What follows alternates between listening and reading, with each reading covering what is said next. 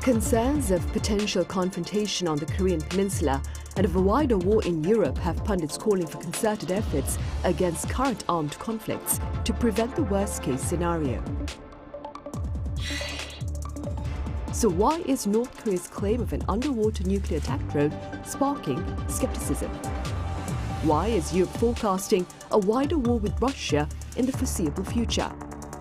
And how is this grim forecast affecting Europe's support of Ukraine?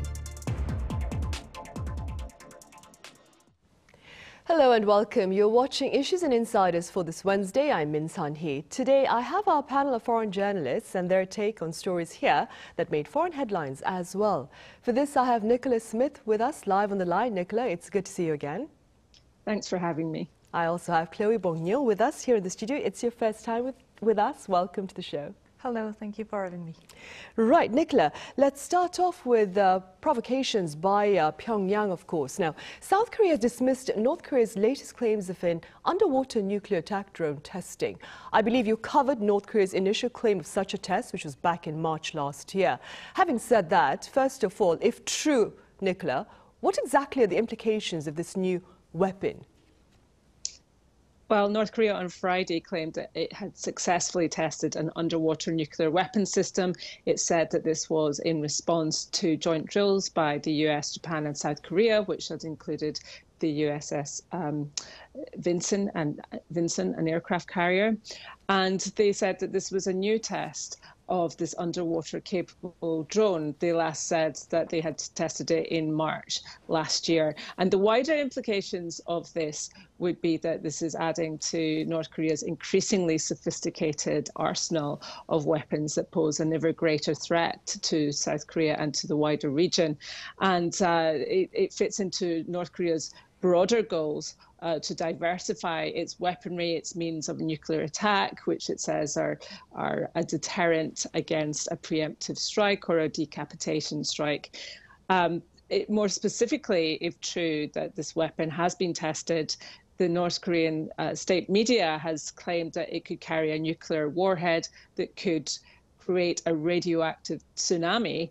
That they have said that this weapon could be used to sneak into enemy waters. It could be used to cause large underwater explosions. It could be targeted at ports, at coastlines. It could be towed out to sea and then deployed there. And they place quite a lot of importance on this claim as well. They said that repeated tests have been underway since 2012, and that Kim Jong-un personally has guided these tests. But there has been a lot of skepticism about the veracity of these claims. Right, and that being said, Nicola, do you care to share with us about those skepticism from pundits I believe you covered during that particular report? That's right. Well, South Korea and many international experts have said that they have cast doubt on whether this is true or not. First of all, they've said that North Korea has not really shown any evidence of the underwater drone and its capabilities. And normally, as we know, North Korea is very keen to show off its new weaponry. We quite often see footage of its new missiles and launches. And analysts have also said that there has been no previous indication before March last year that such weapons existed. They have questioned how serious the program actually is and how advanced it is. And there's also a suspicion that it could simply be an attempt at deception or so-called psychological operations to assert North Korea's military muscle and inflate the threat level from Pyongyang. It's something of a scare tactic. Analysts have also said that this kind of weapon would be vulnerable to anti-submarine warfare capabilities. And they point out that the threat is much larger from land-based ballistic missiles that the North is developing. Right, I see. Staying with North Korea, but moving beyond the Korean peninsula, Chloe, Ukraine says that North Korea is currently Russia's largest arms provider, and this claim comes amid rising security concerns in Europe, with NATO's military committee claiming that war between Russia and Europe is on the horizon. How is this reality, Chloe, affecting France's support of Ukraine? Yeah, well, France's President Emmanuel Macron recently said when he was visiting the third biggest naval base in Cherbourg, and he said to the army that, and to the industries for the war, that they have to get ready and that they have to, go to a war economy mode. So that means we have to speed up the quantity of ammunition, the volume and the quantity of ammunition that are being produced by France, because France is one of the countries that can give and deliver ammunition and artillery shells to Ukraine for most of the NATO-based standard artillery. So they have already been doubling it. So in February 2022, it was about 1,000 ammunition that were made per month. They doubled that already. And the president and the French Minister of Defense also said that they are going to raise up the level to 3,000 a month to be produced, because the thing is, the main activity from North Korea to Russia is that they are giving them, according to Ukrainian military intelligence, they are delivering arms supplies and especially ammunition. So that's why the ratio is getting in favor of Russia. Also, French president said that we can't let Russia think that it can win. And he also said that a Russian victory would mean that the end of European security. And that's why France is really trying to step up the game there to help. Also because recently there have been a Kiel Institute have been making a classment of how the countries are helping Ukraine. And France was very low in the classment. And they are saying that it's mostly because they are not saying really how many ammunitions they are giving, because this is considered as classified information. So France is not really saying the number of ammunition and military things that they are giving to Ukraine, but still they are very low in this classment, and they have been, pinpointed by the Ukrainian government for that. I see. So there is room for improvement with regard to France's support of Ukraine as it fights off Russian invasion then. Nicola, I understand the defense authorities as well as pundits over in the UK are also echoing concerns about a possible war with Russia in the foreseeable future. What more can you share with us?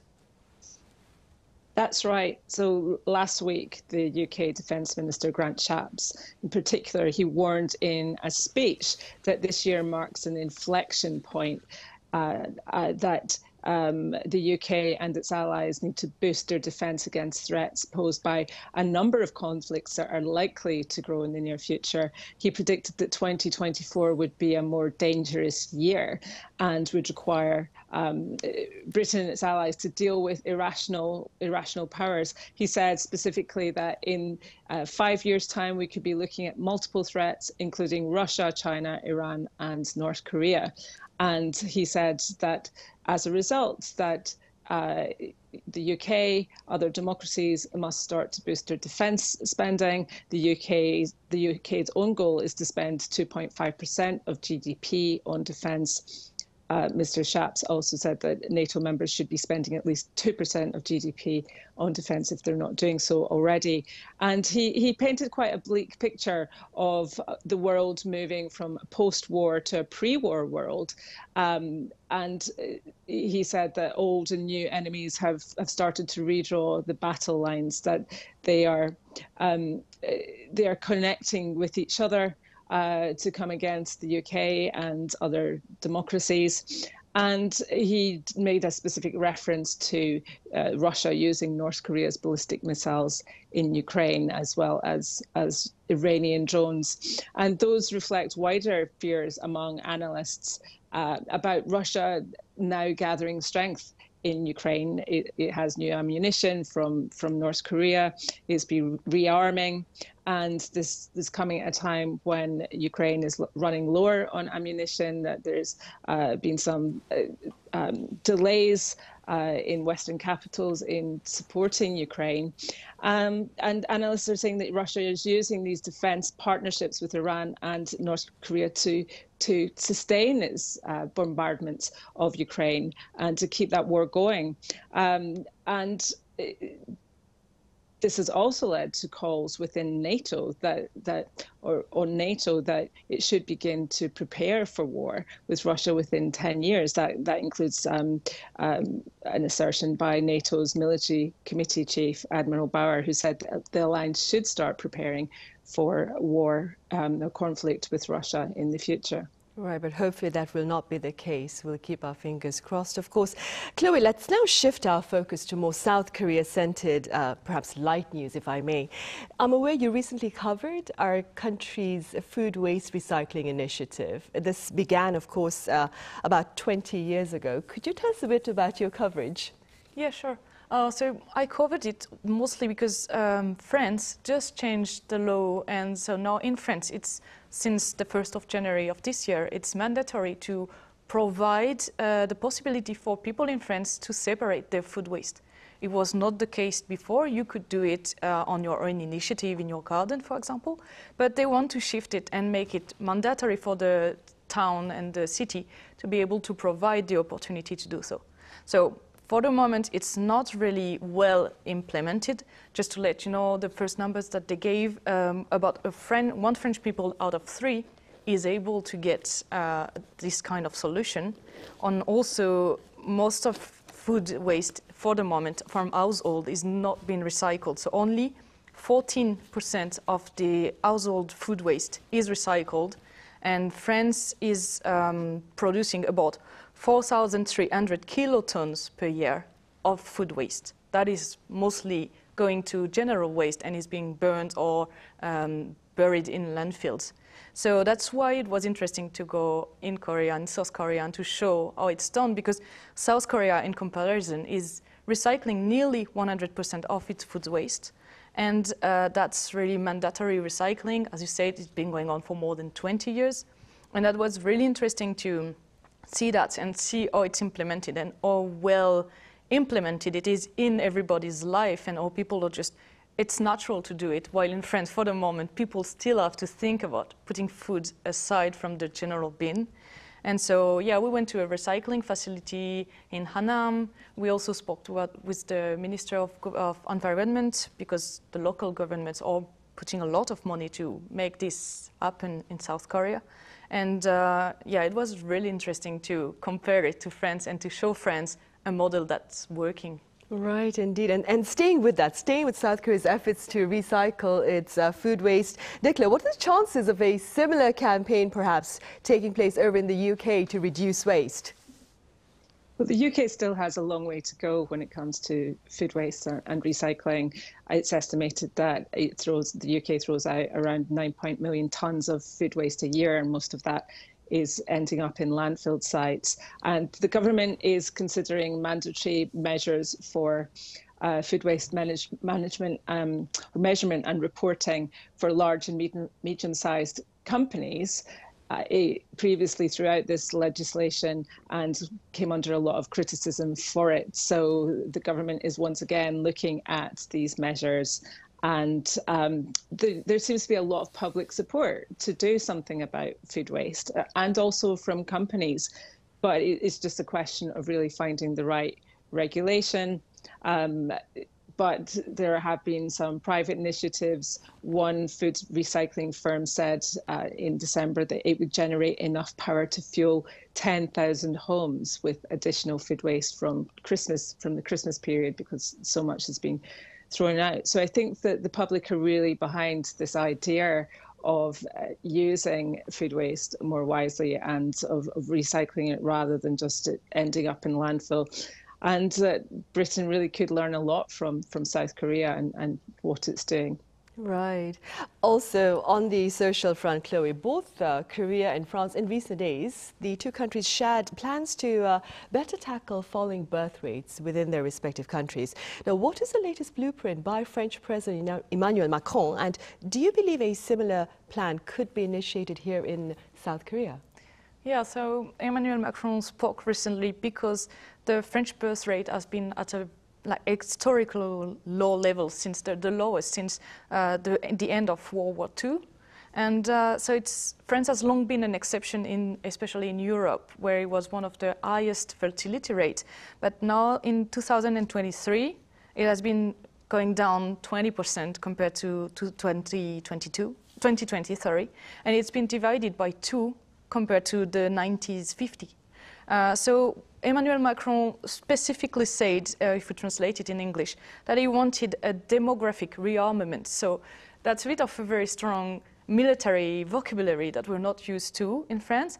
And he gave, for the moment, they gave 2 directions. So first one was to have birth leave for both parents. So for now, we do have maternity leave, that's really shorter time. And then we have what we call parental leave. That's 1 year that can be renewed twice, and it's not really well paid. Parents will get about 400 euros per month, so that's about 600,000 won. And so he's saying that he wants something that will be shorter, but better paid, so that both parents can use it. Because one of the ministers just then went on to explain a bit more, and she said that the parental leave at the moment is only used by 1% of the fathers. So mother will take the parental leave, but father won't, because it's not good enough for the financial system of the family. The second thing they want to implement is the plan against infertility. So they want to implement maybe a fertility check for both male and females when they are 25 years old, when it's the highest fertility rate, like peak for women. The thing is, this has been, for the moment, just quickly discussed in the medias, and it's also, you have a very big uproar from the left wing, especially, and feminist movements, who are saying that it's a bit of a too much strong restraint and measure. The thing is, could it be implemented here in Korea? I think that for the moment, those measures are not really explained enough to say that it can be used or not. And also, both France and Korea have the same problem, is that the list of reasons for not having a child are getting stronger and stronger by every year. So either it's economic reasons or health reasons, or even the climate change and everything like this that make the future more uncertain for young couples. And so they won't project themselves in having a kids for the moment. Right, so it is a daunting task for the government to seek to raise its birth rates. Nicola, we briefly touched upon this next question last week, and I'd like to revisit the topic itself. Now, concerns have been raised here in the country about the excessive public outrage that Korean celebrities are vulnerable to, and how the media here perhaps is taking advantage of that particular reality. What are your thoughts, and what do you believe are the broader implications of this particular reality? Well, first of all, I think there's a real culture of celebrity worship here that demands perfection from idols in the public view, that leaves little room for error or just the basic struggles of being human. Even the word idols, that infers some kind of godlike, unachievable status. And this obviously puts huge psychological pressure on celebrities to be perfect, not to slip up. There's a fear that any mistakes could lead to them being cancelled, losing their entire career. And if you do make a mistake, then you're not seen as being wholesome or immaculate anymore. And this can lead to cyber lynchings and a lot of media attention and a huge amount of pressure. And I think the difference maybe with Hollywood is that celebrities can also face a lot of pressure when they make mistakes, but there is more of an option to make a comeback. There's more of an option for redemption and to come through that. And I think what all of this really reflects is just the very voyeuristic part of human nature. This isn't necessarily a Korean thing, but it's just in human nature that very often people enjoy the spectacle of a celebrity downfall. The media then reflects that, it feeds into that, it generates headline and income from those kind of stories. And again, this is not specific to Korea. This is a general issue across the world and across the global media. And the media really have a responsibility to strike the right balance between privacy and press freedoms, and how to make the right call about whether something is in the public interest or not. And even if it is in the public interest, still to handle that issue with responsibility and ethically. And the UK has really learned the hard way in recent history. it has faced a lot of criticism in the way it's handled celebrities. There was a huge reckoning after the death of Princess Diana in a car crash, and a lot of reflection about the pressure that she had been under and scrutiny that she had been under by the British media. Prince Harry, her son, still today blames the paparazzi for his mother's death. He said that the intrusions of the media led to him and his wife leaving to go to the United States. And he recently won a court case over phone hacking, where there had been illegal interception of his phone messages. And that was a wider case in the UK that really peaked when it was discovered that a young teenage murder victim, that her phone had been illegally hacked and the messages retrieved from that. And that led to a huge amount of public scrutiny over the media. It led to the Leveson judicial public inquiry into the culture and the practices and the ethics of the UK media, and years of debate about how to deal with this problem, about how to preserve press freedoms but also privacy, and how the media could be better regulated, whether it should be voluntary or mandatory. And really those are questions that still remain unresolved to a degree. There's still a question that is being debated, and I think generally, and here in Korea, it's one that the media have to keep coming back to, how to strike that balance and how to behave ethically.